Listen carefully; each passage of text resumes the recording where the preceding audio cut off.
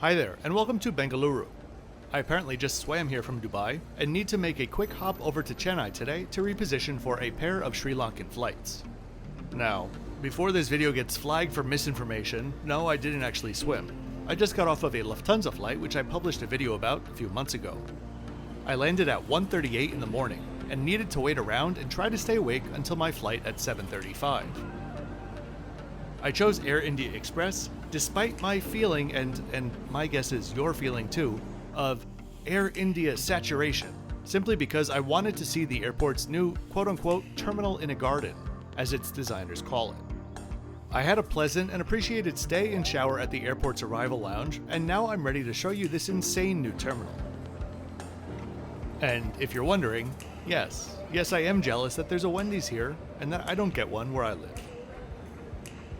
Before I get into all of that though, I'm Kevin, the Flip-Flop Traveler. If there's one thing that I want you to know about my videos, it's that my opinions are honest and my own. If you'd like to know more about the channel and how I do things, scan the QR code or click the link in the description to learn more. Have a look around the channel. There are hundreds of airline and hotel reviews to enjoy. This, It's All About the Airport Trip Report begins now.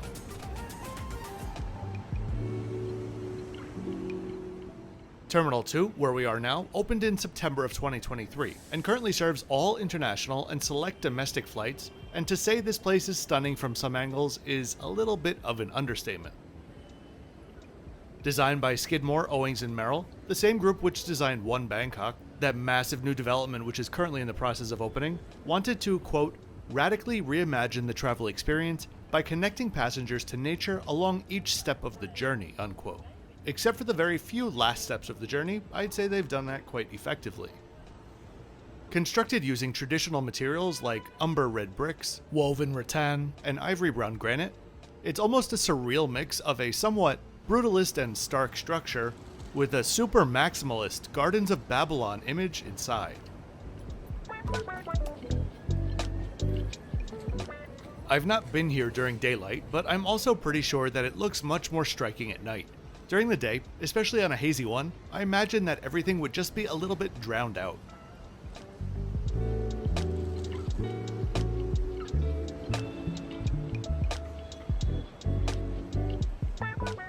Once inside, the design volume, so to speak, is turned up even further.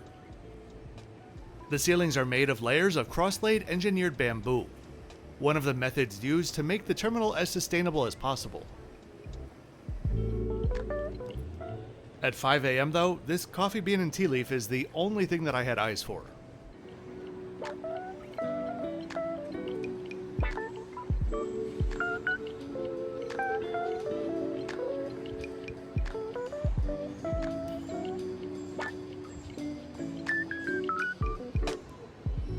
Check-in was a very quick process, considering I didn't need to do it.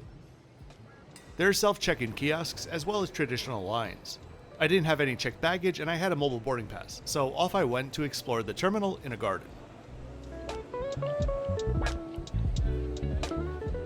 The terminal is said to, quote, pay an ode to the vibrant and varied landscape of Karnataka in its ethos, materials, and details, end quote. Karnataka being the state where we currently are.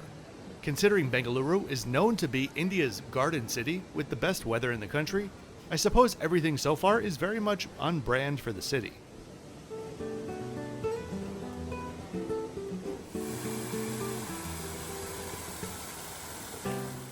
After passing through Instagram Alley though, things change pretty drastically. Not in a bad way, but for me at least in a very confusing way.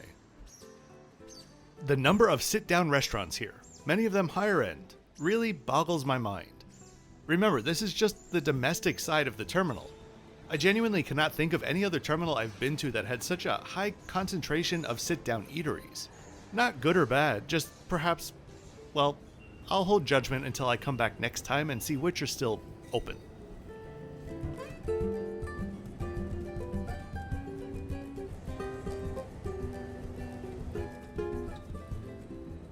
Hidden among the restaurants is the entrance to the 080 Lounge, which is perched above all of this.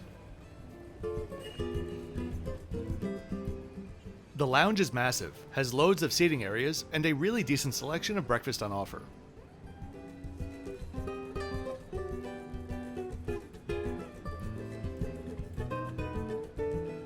My only criticism of the lounge is the fact that there's a chargeable cafe in the middle of it.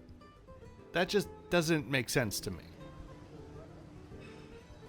This video is part of my Routes and Hubs series, tracing the original Bengaluru and exploring the region's hubs. If you're interested to see where I've been in the series so far, scan the QR code or click the link in the description.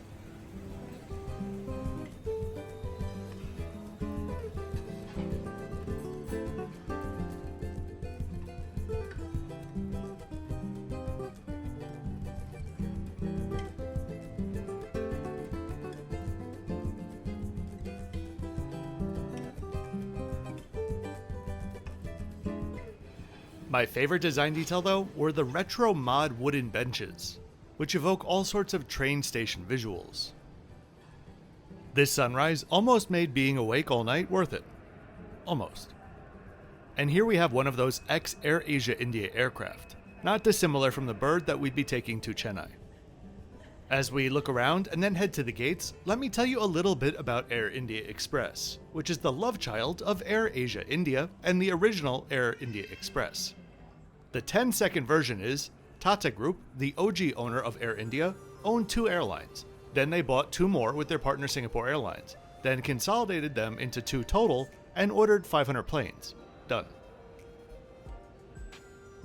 The legacy Air India Express brand was created in 2005, flying from Kochi, and these 2 cities, which even if I could pronounce them and did it perfectly, I'd still be called out for doing it wrong. So, there they are. They currently fly to 47 destinations in 9 countries and primarily serve as a shuttle system of sorts between South India and the labor markets in the Middle East. They have a mixed fleet of 90 aircraft at the moment. Air Asia India was an A320 fleet, and Air India Express was a 737 fleet. Currently, they have an additional 155 planes on order, all of them being 737 MAXs. As we head downstairs, here's what I meant about the connecting passengers to nature not quite being true in the last few steps. Given the scale, the ambition, and the design language of this terminal, surely they could have spent more than 12 minutes designing the domestic bus gates. Boarding began just a few minutes behind schedule. As we head over to our remote stand, let's take a look at today's flight stats.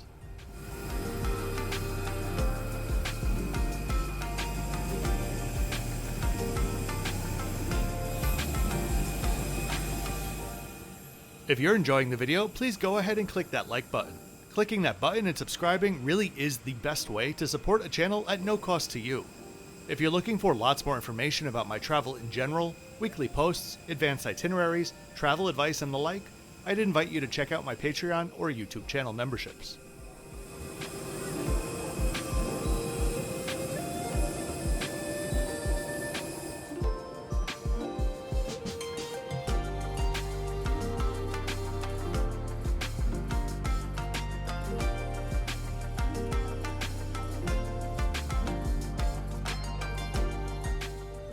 I had my trusty exit row seat for this 165-mile hop to Chennai.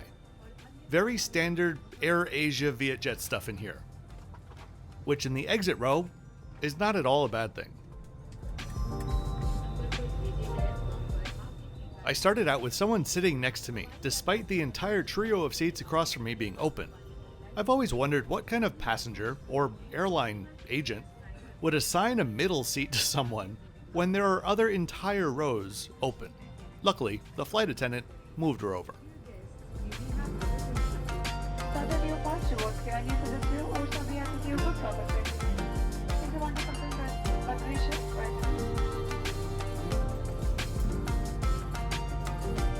India guests, namaskar. Namaskar ellarigu, suprabhata. Welcome aboard Air India Express flight 55. If this is published on the day that I planned, that wonderful Vistara brand would have ceased to exist 10 days ago, as it was officially combined with Air India, a merger of brands that I feel was around 18 months too early, at least 18 months too early, for reasons that I've stated in nearly every Air India video that I've published this year.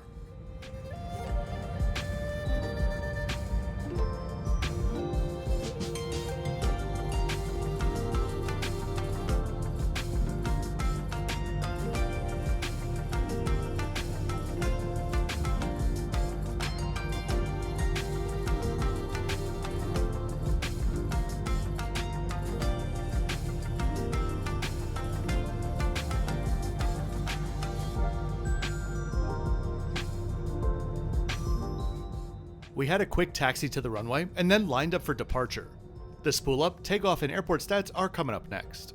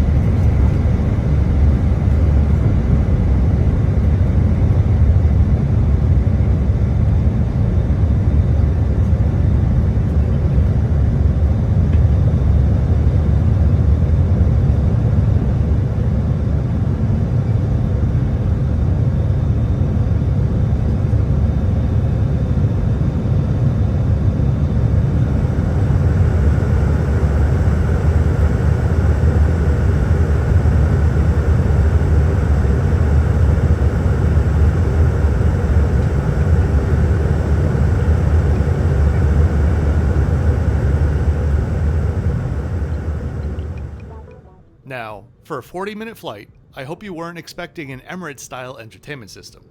The best I'm going to be able to do for you is to show you that the maps in the in-flight magazine are pretty.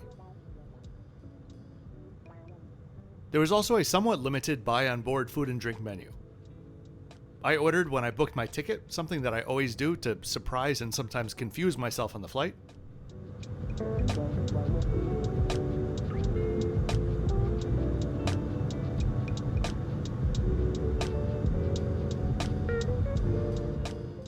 Apparently, I ordered an herb roast vegetable roll, which was served with a bottle of water and a lychee juice-like drink.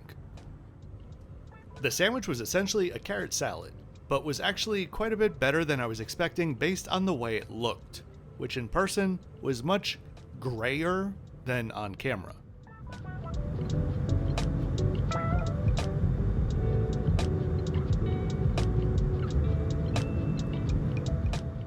And very soon after that, we were coming in for a landing in Chennai.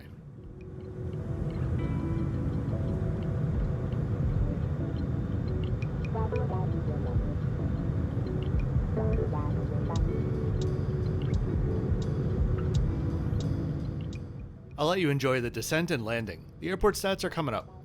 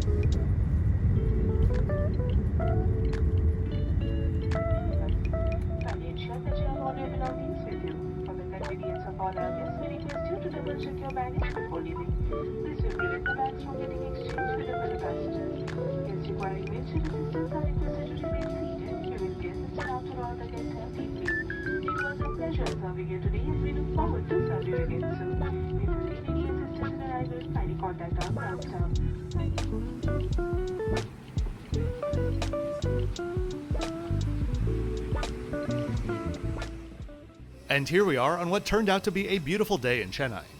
I'm not making a video about it, but I would like to thank the Park Hyatt Chennai for giving me a 9 a.m. check-in. I was prepared for the worst, and this literally made my week.